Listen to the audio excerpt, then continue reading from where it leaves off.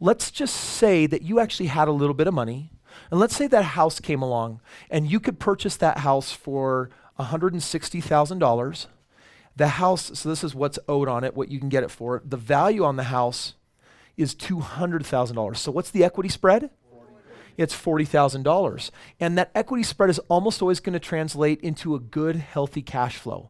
So the two of them usually go hand in hand. You're not going to find an equity spread, and the only way that you're going to get a minimal cash flow is if for some reason they got a really bad loan on with the bank and have just a really high interest rate. Well, if you were to take this spread scenario, and let's say that the person said, I'm willing to do this deal. Yes, it's going to cash flow you $400 a month. And if I were to buy this traditionally, what kind of down payment would I need to bring to the table? What's standard? 32. It's 20%. 20% on 160 plus closing costs is going to be around $35,000, $38,000. Does everyone see that? This person says, though, I'll be the bank. That's what you're asking them to do. I'm going to assume the loan. And they're saying, for me to walk from my house because of my circumstances or my needs, I need $5,000. Now, as opposed to $38,000, how do you feel about $5,000? Well, let's say that within 60 days, you had to pay 2 mortgages, but then in assuming this house, let's say that what ended up happening is you ended up collecting a $5,000 down payment on the house. What's just happened here with what they needed and what I got? What's happened here? It zeroed itself out. But let's say I borrowed that $5,000 off my credit card. Did you know you can buy a house with a credit card? And you're thinking, oh, but Kris, credit cards have really high interest rates. No. Credit cards are investment cards. They are tools. Creating wealth is always about creating higher yields than you're borrowing the money for, yes? Getting deeply into business debt. Good decision or bad decision? Awesome decision.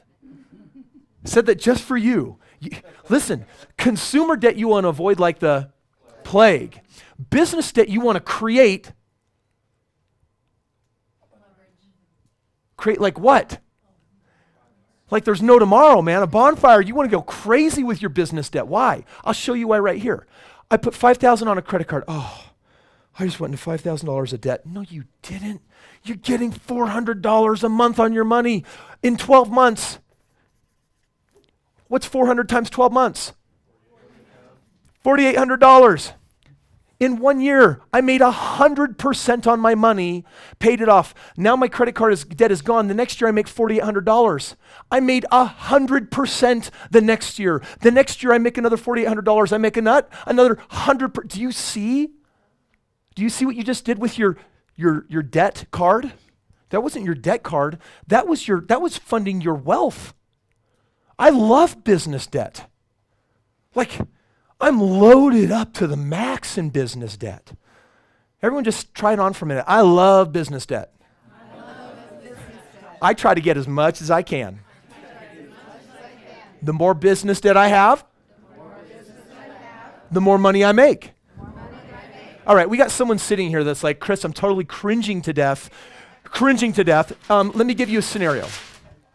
For the person that's cringing to death, we have someone in this room, I guarantee it, online right now that has $100,000 in a 401k or an IRA, and you're being a little good boy and girl that's been told your whole life that take that money and you need to put it in this account because your financial planner told you because they're planning for you to fail, right? You're being so good by putting that money in your IRA. You can't control it, you can't touch it, and every month it pays you nothing. This is why we love 401ks or IRAs. You're too stupid to have your money, so give me your money, and if you try to touch it, I will penalize you.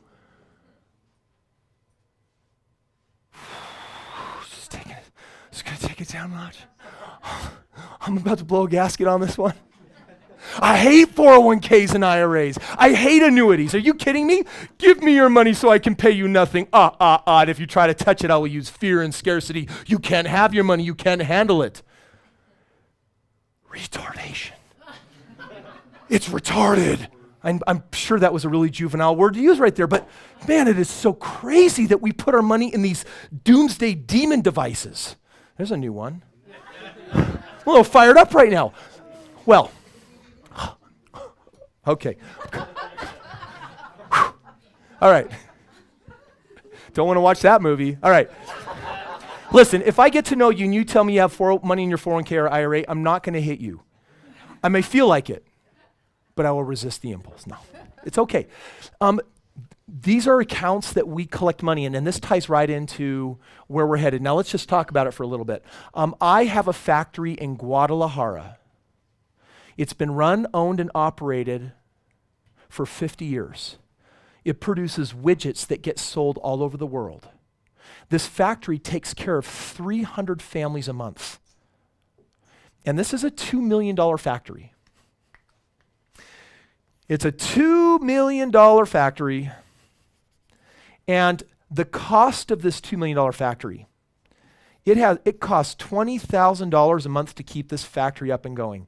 And it has a 50-year history of every single month making $40,000 a month. This is $2 million of debt that feeds how many families? 300. And produces a product that apparently people all over the world need. Okay, friends, without debt, we would not have an economy. Do you understand? Get on my private jet, let's fly to Guadalajara, I will show you the factory, and then I'm going to make one of you an offer. Give me $100,000 from your IRA, and I'll sell you the factory. Give me the $100,000, and it's going to cost you $20,000 a month. You will have $20,000 of debt.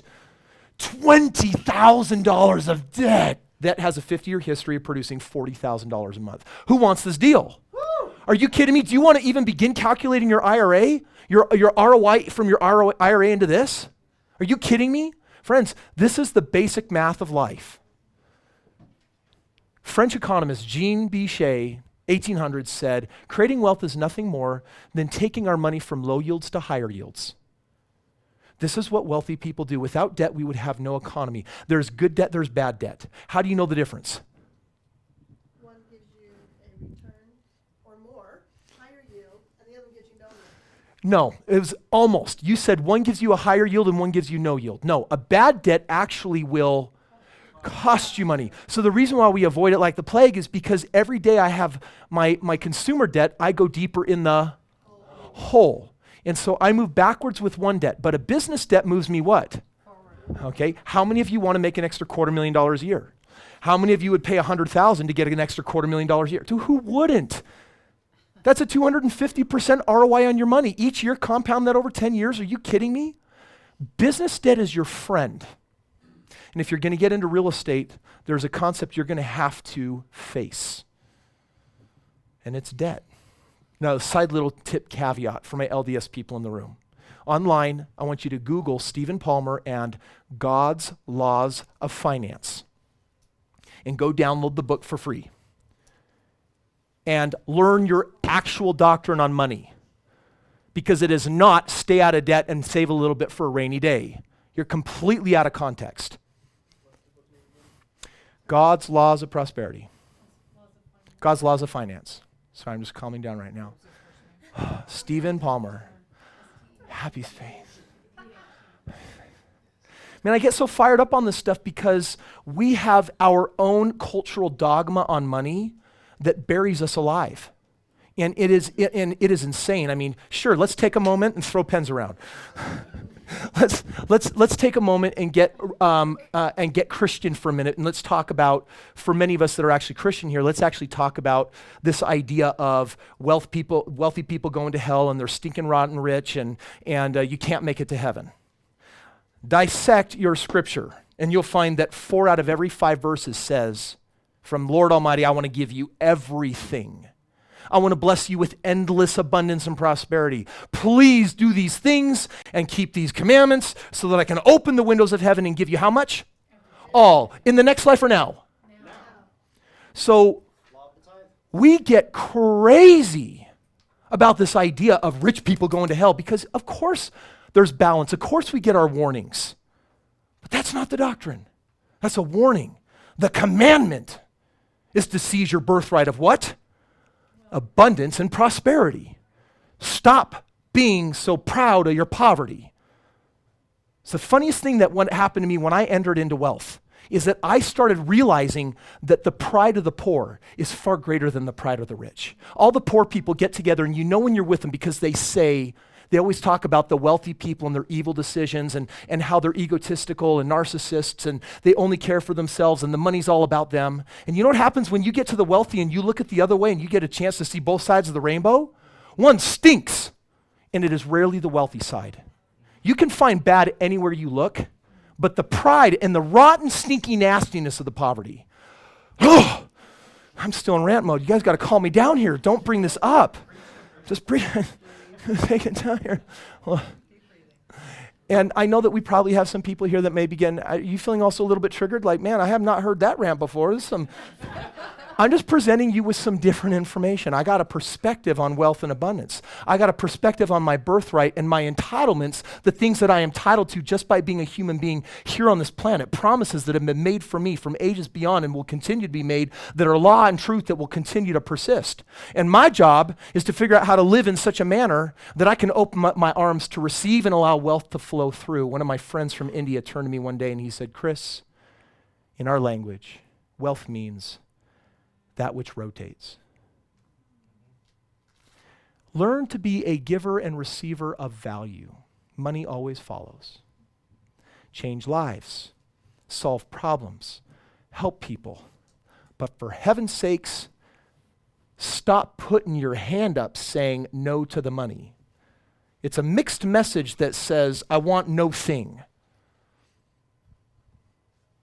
And if you have any beliefs in your mind that say, I can't, I shouldn't, it's not right, we don't have enough, that's a mindset problem. And it does need to get addressed. Because if you do things, it's amazing to me. It's so funny.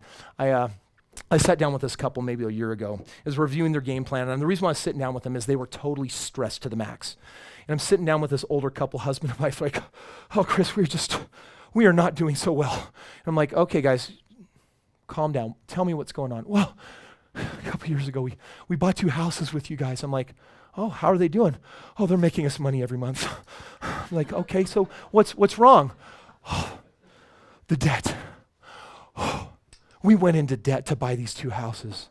I'm like, okay, well, what did you buy these houses for? Well, you know, we bought these houses in this market and this market. We paid about $100,000 for each. I'm like, okay.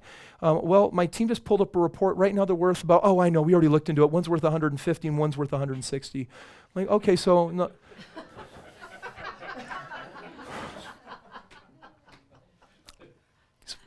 Let me just summarize what I'm hearing here.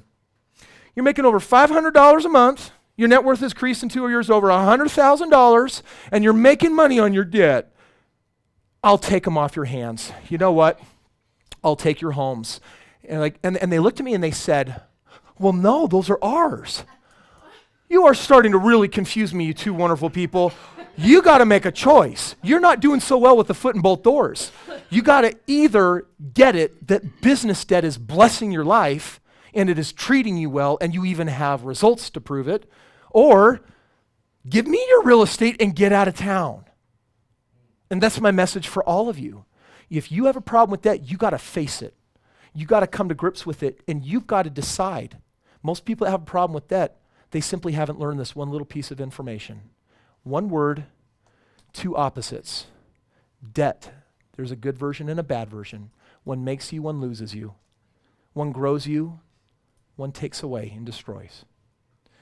So I just want to ask you right now, how many of you want some business debt?